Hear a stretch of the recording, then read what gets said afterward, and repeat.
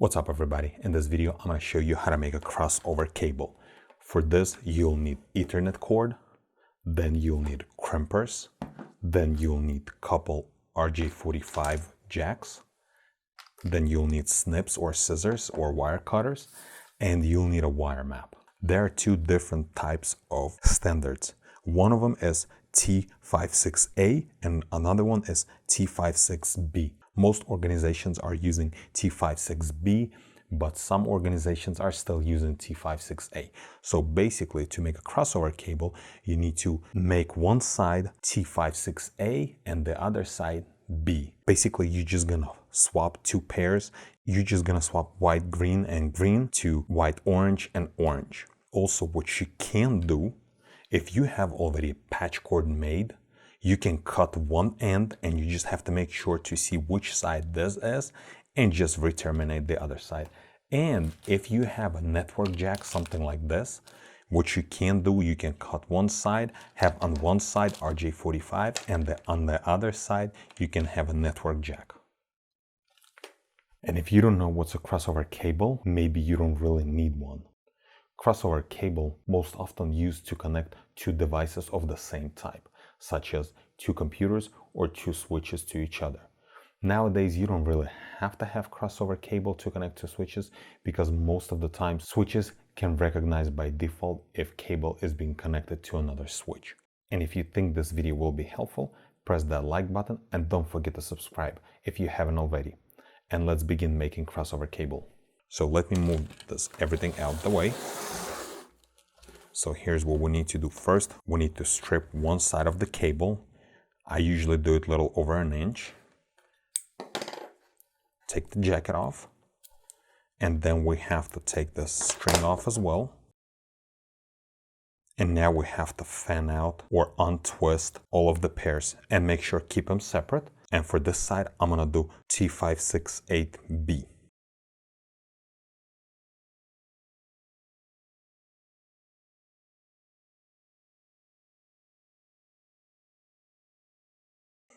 Once you untwist all of them and you put them side by side, verify one more time with your wire map just to make sure you're not missing or they're not crossed over before you're gonna cut them. Then what we need to do, before we're gonna put the connector on, we need to cut them, make sure they're perfectly lined up and straight.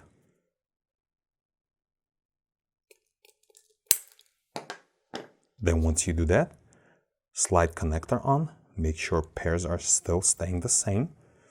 Press in as hard as you can and make sure on this side you see every conductor is right next to the edge of the connector.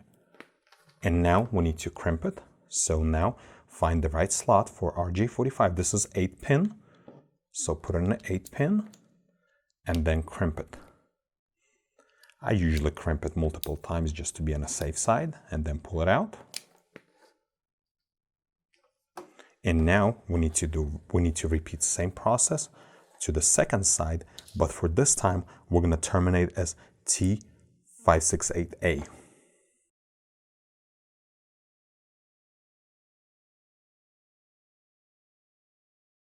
And same thing on this side, make sure color code is correct. And then cut them off. And then slide the connector on. Make sure you see every conductor here. And the same thing, crimp it.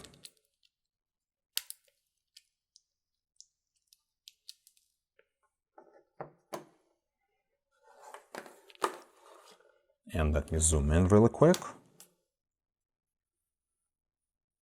That's it. Cable is made. As you can see on the left side, this is T568A, and on the right side is T568B. This side starts with the white, green, green, and this side starts with the white, orange, orange. And now let's test. I'm gonna plug in directly into two computers and we'll see if it works and what we're gonna be able to do. So to test this cable, what I'm gonna do, I'm gonna plug in into this desktop computer and into this laptop.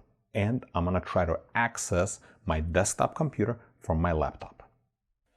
So this is my desktop computer, the one that I'm going to be connecting from my laptop. So first thing we need to do, we need to click on File Explorer, and right here we need to click on this PC, and we need to choose folder that we're going to be sharing with the other computer.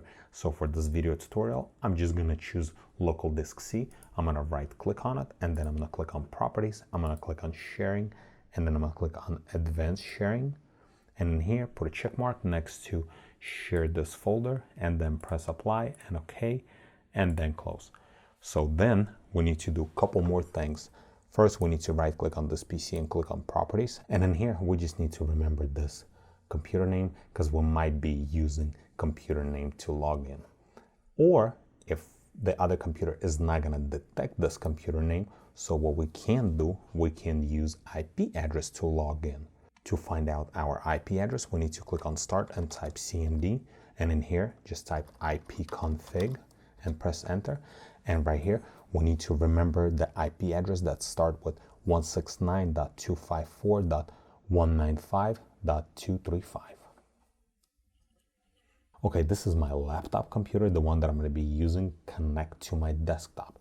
So in here, what I'm going to do, I'm going to click on File Explorer. And in the File Explorer, I'm going to click on Network. And looks like it already found the other computer because this is same computer name as we checked on my other computer. And so what you can do, you can just double click on it. And now you just have to put your username and password to access other computer. Or what we can do, by some reason, if this network is not gonna find or it's not gonna detect that other computer, what we can do, we can use that IP address that we looked it up. So in here, in the address bar, you just have to type //169.254.195.235 and then press enter. And same thing, it's gonna prompt for credentials. And now we just have to put username and password for the other computer. The username is owner and password. And then click on OK. And that's it. I can see the C drive of that other computer. If I double click on it, I can see all the folders, windows, users, program files, and everything else that's on the local disk C. Okay, so now we know that cable is tested and it works properly because I was able to connect from one computer to another computer directly. Also, this cable probably can be used if you're trying to play somebody Xbox and you don't have internet connection. You can connect to Xboxes with using crossover cable. If you like this video, press that like button and don't forget to subscribe. Thanks for watching.